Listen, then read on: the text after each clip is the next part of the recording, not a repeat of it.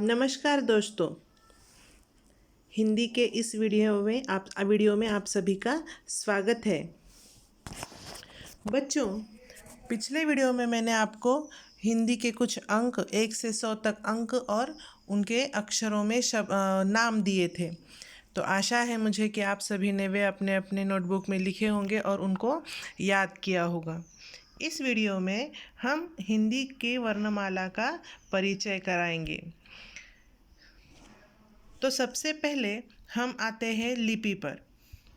लिपि क्या होती है?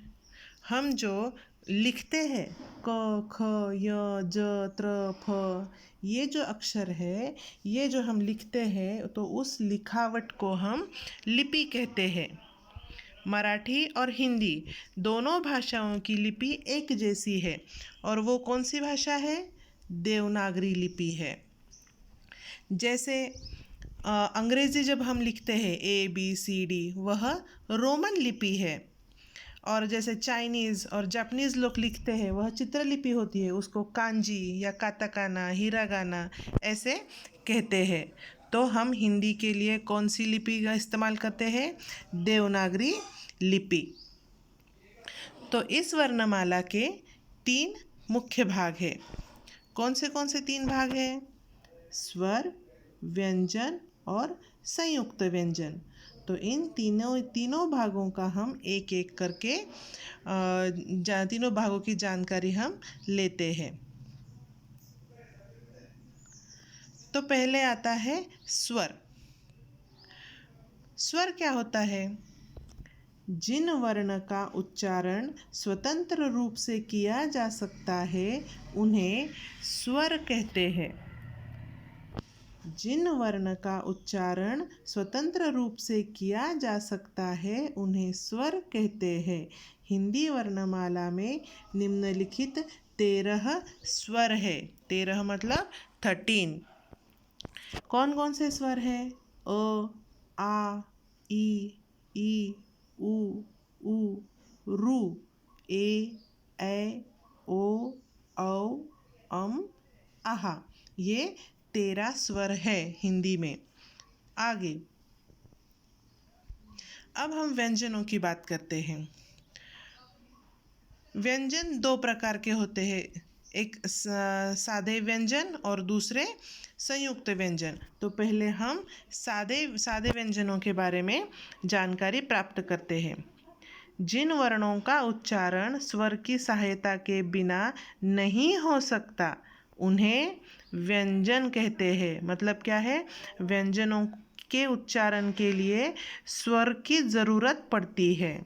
अब वो कैसे पड़ती है, किस तरह से उनकी सहायता लेते हैं, यह हम अगली कक्षाओं में पढ़ेंगे।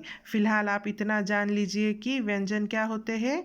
जिन वर्णों के उच्चारण के लिए स्वरों की आवश्यकता होती है उन्हें व्यंजन कहते हैं।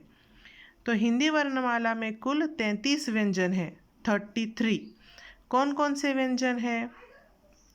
क, ख, ग, घ, ञ, च, छ, ज, झ, ञ, ट, ठ, ड, ढ, ण, त, थ, द, ध, न, प, फ, ब, भ, म, य, र, ल, व, श, स और ह।